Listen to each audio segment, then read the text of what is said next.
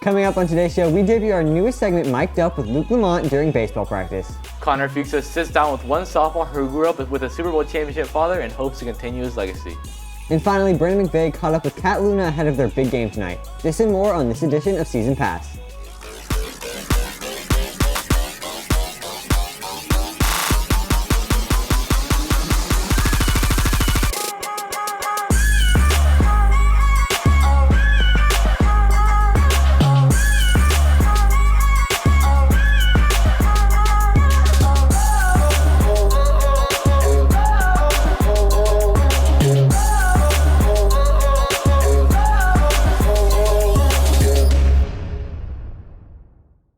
Good afternoon, Blue Hawk Athletic fans. I'm Juan Duron. And I'm Connor Fuxa, and this is your Season Pass to all Rock Hill sports. We have a lot in store for you on today's show, but first let's recap last week's games. Baseball played against Lovejoy Tuesday and were defeated 8-2. Brenner Cox knocked in a home run for a little spark of offense, but it wasn't enough. Our team only allowed 5 hits, but Lovejoy's runs came from the 6 errors Rock Hill committed. Even with the tough loss, there was a light of hope for the baseball team as Josh Livingston won DFW Player of the Week for his performances. Rock Hill looks to bounce back against Sherman on the road later today at 4:30. Softball had a huge matchup Tuesday against the Colony. Rock Hill was down 11-6 going into the final 2 innings, but they ended up pulling it out and winning it on a walk-off in the bottom of the 7th. Some big performances from Camilla Spriggs, who went 4 for 4 and scored 2 runs, and also from Jolie Mallon, who went 1 for 3 with a 2-run home run. Girls look to continue their hot streak tonight at home against the 1-14 McKinney North team, with varsity playing at 6:45. Wrestling had their district tournament on Wednesday. The team breezed through the first 2 rounds going into round 3 with all of their wrestlers from 106 to 145 weight classes. Freshman Logan Sedgwick alongside Xavier Jukes advanced to regionals. Xavier avenged his first loss of the season with a dominating win that made him a district champion. Day 2 of districts begin today. And finally, the football schedule for the 2021 season has been released. A lot of similar names as this past season are on the schedule, such as Denison and Liberty. Our team will get to start the season off away against Centennial. Last weekend, Rock Hill water polo team played in their first game of water polo recently against Prosper. Although they lost, they were able to make memories and have a good time going up against their coach's former team. It was a lot of fun to go up against my old high school. I was able to start the water polo team there, and so to be able to come full circle, to be able to start the water polo team for Prosper ISD and be able to go up against my old coach and my old team, it just meant a lot. Many people wonder what's going on in their players' head during practice, so I decided to head out and mic one of the baseball players to see what really goes on during practice in our newest segment, Mic'd Up.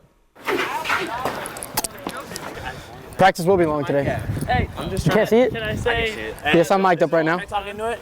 ASMR. Yeah. Dude, get out of here. Ooh, this is gross. To the right. Did you get that shirt? You look a little chub today. God, y'all are so mean. Love you. Hey, my doctor tells me I look good though, Josh. No, he doesn't. Your doctor's lying. How much you paying that doctor? At least my doctor's honest. No, it's John. Dude, y'all talking about some nasty TikToks over here. I'm talking about Coit Rd. He called me Big Bert. Come, you know. Make that. Yeah. Brr, brr, brr. Hey, soft bounce, soft bounce, off. Oh my God. What's your biggest fear whenever you're at first base? My playing time. The only thing I'm scared of is when you pitch.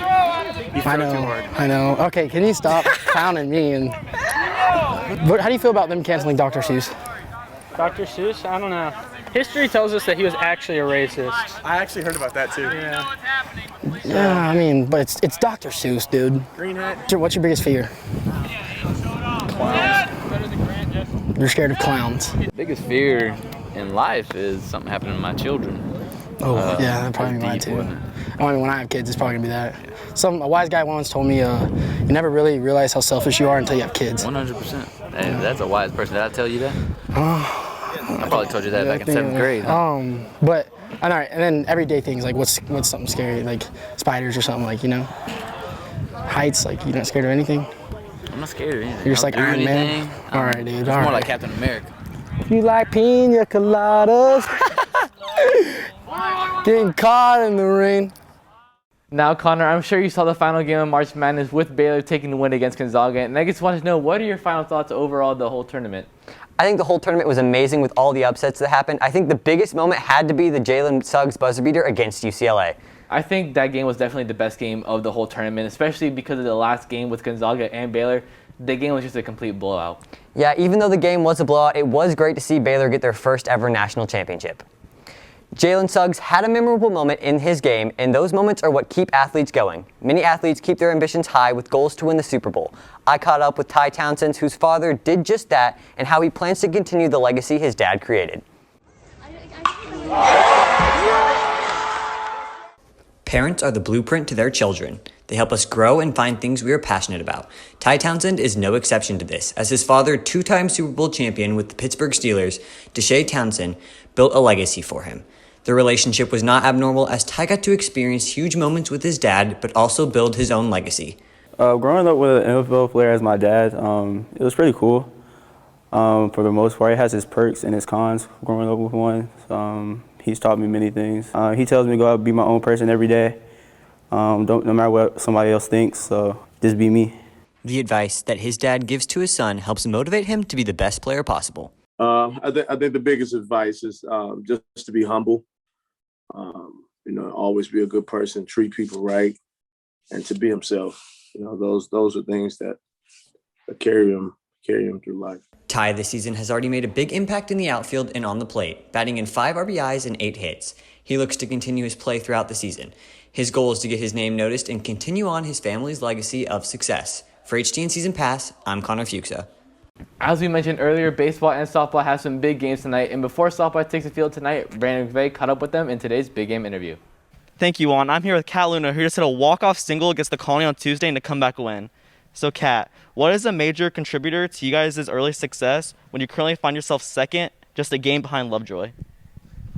Well, we really just have no days off.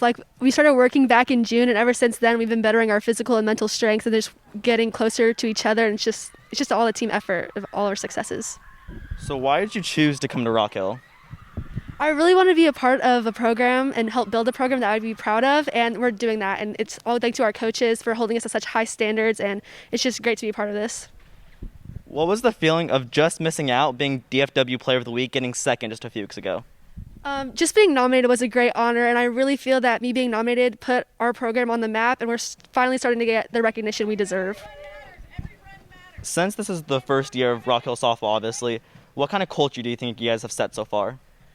We're really just embracing playing together and being together. Since we got our season taken away last year, we're really just embracing playing every game, playing or practicing every day, just for and with each other, and we're all just so committed to the process.